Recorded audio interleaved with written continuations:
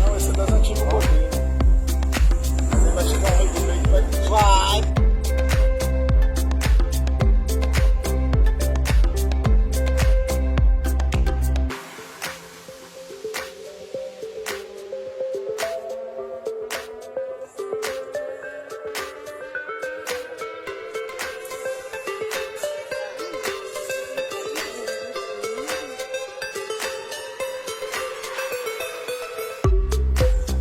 Mirá, y se come así.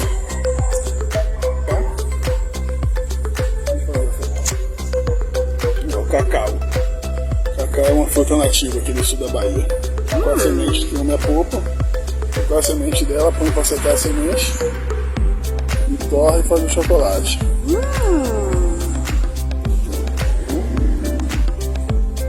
Delicioso.